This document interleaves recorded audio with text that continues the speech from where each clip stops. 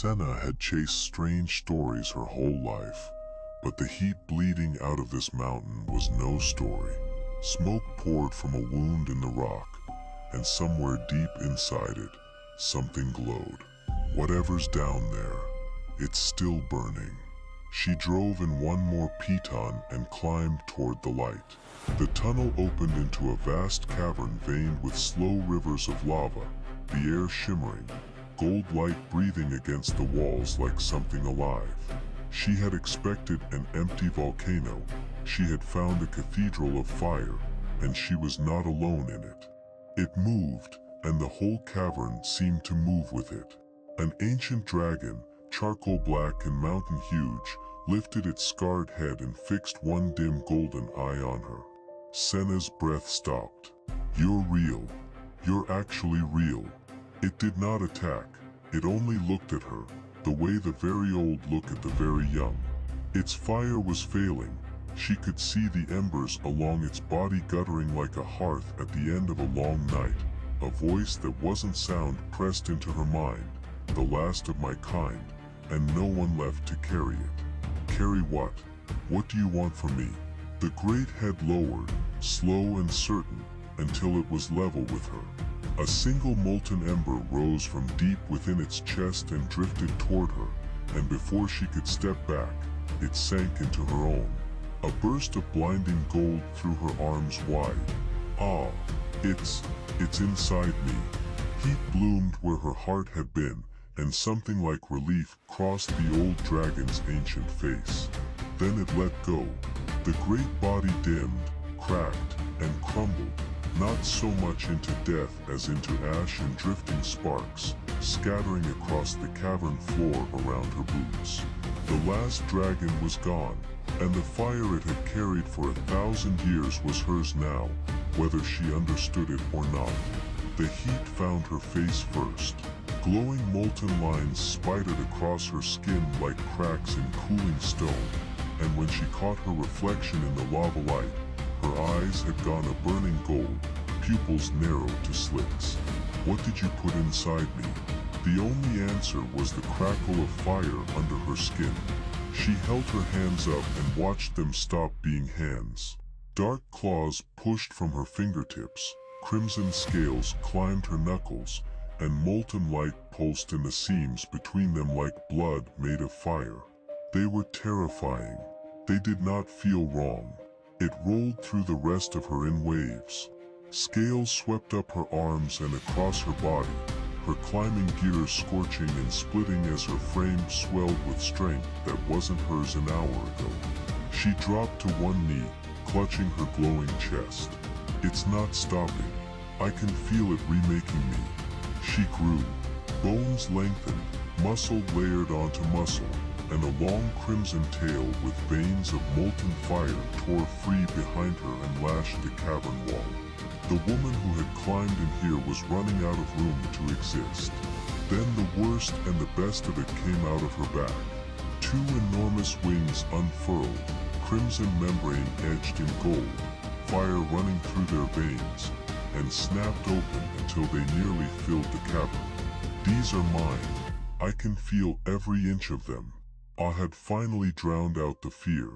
Her face pushed forward into a long draconic muzzle, curved horns rose from her brow, and her teeth sharpened into fangs that glowed faintly at the roots. The last human lines of her melted away into something older, and grander, and far more dangerous. And then it was done. Where a woman had knelt, a magnificent dragon now stood, crimson and gold, molten light pouring from between her scales, filling the cavern with the warmth of a newborn sun. The last ember had a body again. She threw back her head and roared, and a torrent of gold-orange fire burst from her jaws, lighting the cavern wall to wall and shaking ash from the ceiling. It was not a cry of fear. It was the sound of something being born. When the echo died, she stepped to a still black pool and looked down.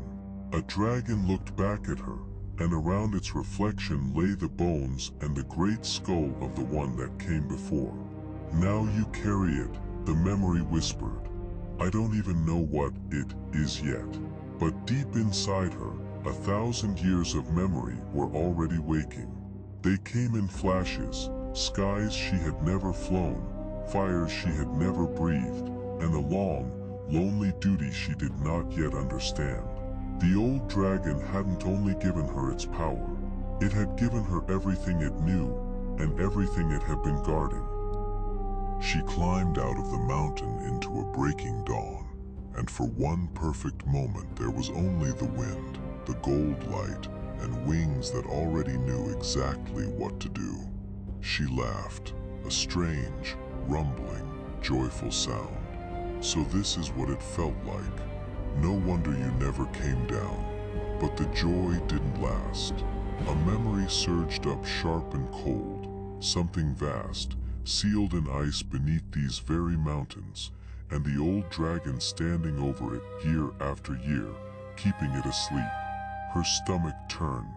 The inheritance wasn't only fire, it was a watch that could never end. She landed hard on a high crag, claws biting stone, and looked out over a world that suddenly felt far heavier than it had an hour ago. She was a guardian now, of something she had never seen, for reasons she barely understood.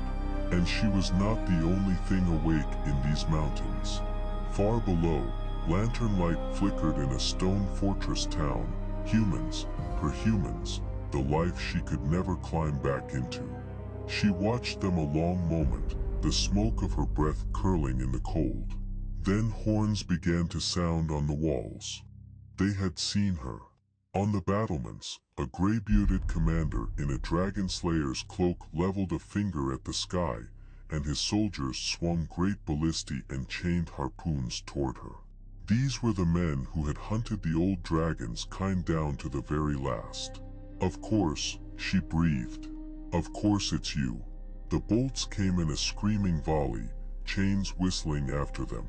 She banked hard, but she was still new to this body, and a heavy chain caught her wing while another raked across her flank.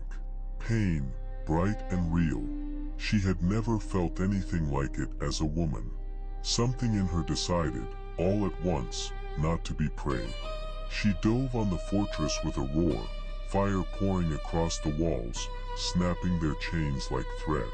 But where her flames struck the ground, the earth split open, and from the crack leaked a cold blue light that did not belong in this world at all. She landed on a ridge above the burning fort, wings spread, molten veins blazing, and for the first time felt the full strength the old one had left her. The hunters fell back from her, but her golden eyes were already locked on that blue light bleeding up out of the broken ground. The memory hit her like ice water. This was the place. Her own fire, her own fury, had cracked the very seal she was born to keep. Far below, something that had slept for 1,000 years felt the warmth above it, and began, slowly, to stir. She forced her way down through a fissure into a cavern of blue ice carved with ancient runes, and there it was, locked in the glacier wall, vast and terrible, a dragon of ice and shadow. This is what you were dying to hold shut. Suddenly the old dragon's whole long, lonely life made a terrible kind of sense. But she was too late to mend it. With a groan that shook the mountain, the frost worm tore free of the ice, rising on wings of frozen glass, its eyes opening cold and white. It was 3 times her size, and it had been waiting a very, very long time to wake. They faced each other across the chasm, the new fire and the ancient ice, a guardian a single day old and a prisoner older than the mountains themselves. For just one heartbeat she felt the ghost of the old dragon standing at her shoulder. "Okay," she said softly. "So this is what I am now." She perched on her ledge of lava-cracked stone, the frost worm coiled on its glacier of blue. Fire and ice, sunrise and shadow, divided by a freezing abyss. Neither of them moved. Both of them knew exactly what came next. Then they broke toward each other at once, and the whole frozen world seemed to draw a breath. Steam exploded off the ice wherever her heat passed. Frost crawled across the stone wherever its breath reached. The war the old dragon had held off for 1,000 years had finally come. She opened her jaws and loosed everything the ember had given her, a roaring river of gold fire, and it slammed into a blast of white frost in midair, heat and cold detonating between them. The mountains shook. Neither one gave. Neither one would. Wing to wing, fang to fang, fire against ice, they met at the heart of the storm, the last ember and the thing she was born to hold back. She could not beat it yet, but she would not let it pass. The last dragon is gone, she thought, holding the line as the world burned and froze around her. But I'm still here, and this fight is only beginning.